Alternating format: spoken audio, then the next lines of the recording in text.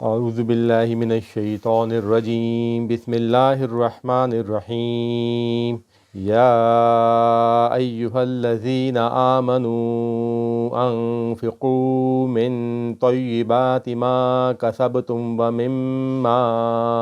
اخرجنا لکم من الارض ولا تیمموا الخبیث منہ تنفقون ولستم بآخذیہ الا ان تغمضوا فیہ وَاعْلَمُوا أَنَّ اللَّهَ غَنِيٌّ حَمِيدٌ۔ ابھی ہم نے سورہ بقرہ کی آیت نمبر 267 کی تلاوت کی، اور یہ رکوع نمبر 37 کی پہلی آیت مبارکہ ہے۔ اس کا ترجمہ ہے: اے وہ لوگوں جو ایمان لائے ہو، خرچ کرو پاکیزہ میں سے جو تم نے کمایا، اور اس سے جو ہم نے نکالا واسطے تمہارے زمین سے۔ وَلَا تَيَمَّمُوا الْخَبِيثَ مِنْهُ تُنْفِقُونَ، اور نہ تم خرچ کرو بری چیزوں سے جو تم کماتے ہو۔ وَلَسْتُمْ بِآخِذِيهِ إِلَّا أَن تُغْمِضُوا فِيهِ، اور نہیں تم اس کے لینے والے مگر یہ کہ تم اس سے نظر چرا لو۔ وَاعْلَمُوا أَنَّ اللَّهَ غَنِيٌّ حَمِيدٌ، اور جان رکھو یہ کہ اللہ تعالیٰ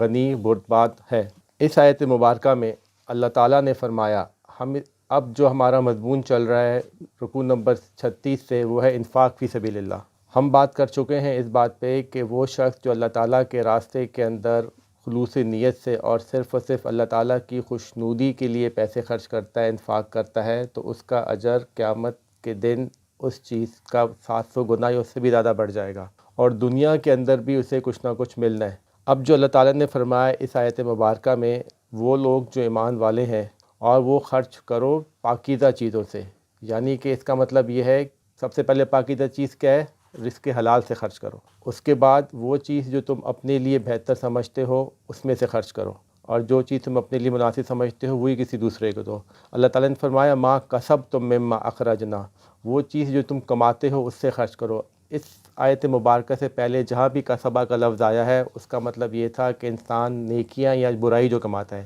یہاں پہ اللہ تعالیٰ نے پہلی دفعہ یہ فرمایا کہ جو تم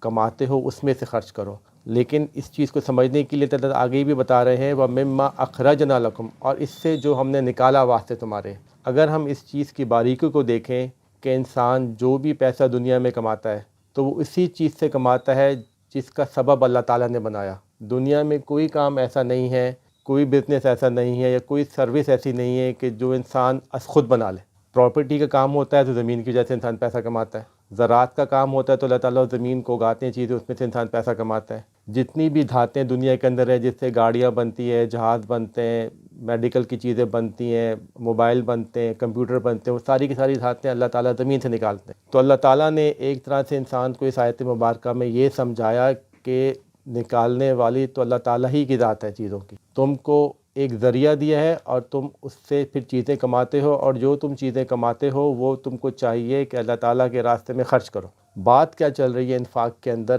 جو بنیادی مقصد ہے وہ یہ ہے کہ جو بھی کچھ اللہ تعالیٰ نے انسان کو دیا ہے دنیا میں، وہ اللہ تعالیٰ کا فضل ہے۔ اگر وہ فضل اللہ تعالیٰ کے تمہیں نہ دیتے تو تم کچھ نہ کما سکتے تھے، اور اگر تمہیں وہ فضل مل گیا ہے تو تم لوگوں کو چاہیے کہ جو لوگ ضرورت مند ہیں، جن کو اس فضل کی کمی ہے، ان کو تم یہ ویسے ہی صدقہ کر دو، اور اگر تم صدقہ نہیں کر سکتے تو ان کو قرض حسنہ دے دو، کیونکہ آگے مضمون آئے گا سود کا، اس کی جڑ کو توڑا جا رہا ہے۔ اللہ تعالیٰ کا جو بھی فضل جس شخص کو ملے اسے چاہیے کہ اپنے ضرورت مند بھائی کو وہ صدقہ کر دے، اور اس سے اس کا مطالبہ نہ کرے واپس لینے کا، یا پھر کیا کرے، اگر اس کا دل چھوٹا ہے تو اسے قرض حسنہ دے دے کہ جب اس کے پاس جو ضرورت مند ہے وہ اس کے پاس چیزیں آ جائیں گی وہ اسے واپس کر دے گا۔ اللہ تعالیٰ نے فرمایا سورہ واقعہ کے اندر أَأَنْتُمْ تَزْرَعُونَهُ أَمْ نَحْنُ الزَّارِعُونَ، یعنی کہ زمین میں سے جو تم زمین کے اندر ڈالتے ہو بیج، کیا وہ تم اگاتے ہو یا اللہ تعالیٰ اگاتے ہیں؟ یہ بیج کا مطلب، کیونکہ مکہ کی اور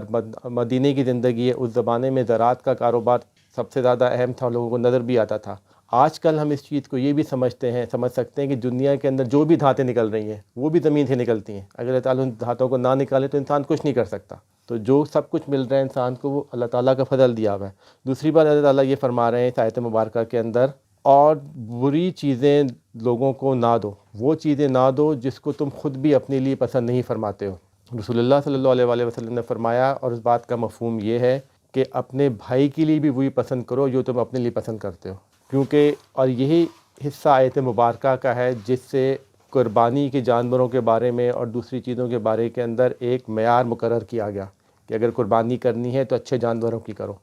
اس کے اندر کوئی خرابی نہ ہو۔ دوسری چیز اس سے جو ہمیں سمجھ آئی، جو لوگ صدقہ کرتے تھے بری چیزوں کا یا استعمال شدہ کپڑوں کا یا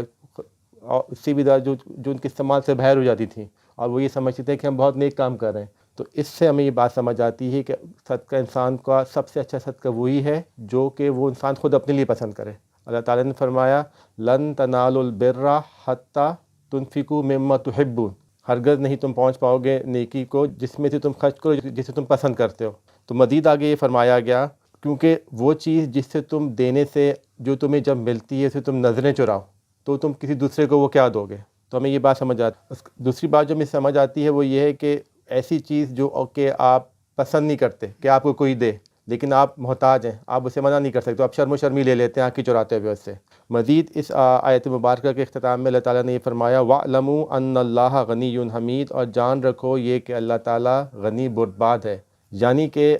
غنی محمود فی ذاتہ ہی کا مطلب کیا ہے؟ ایسی ذات جس کے اندر حسن اور جو اس کے جو ہے سب چیزیں خود بخود ظاہر ہو، وہ کسی تعریف کے محتاج نہ ہو۔ اللہ تعالیٰ ان سب چیزوں سے غنی ہیں اور وہ بردبار ہیں، اس سے ان کو فرق نہیں پڑتا کہ کون کس کو کیا دیکھ رہا ہے، لیکن اللہ تعالیٰ ان سب چیزوں کی خبر رکھنے والا ہے، اللہ تعالیٰ محتاج نہیں ہے۔ تو اللہ تعالیٰ توفیق دیں کہ ہم یہ چیز سمجھ جائیں اور ہم اسے آگے مزید پھیلا سکیں۔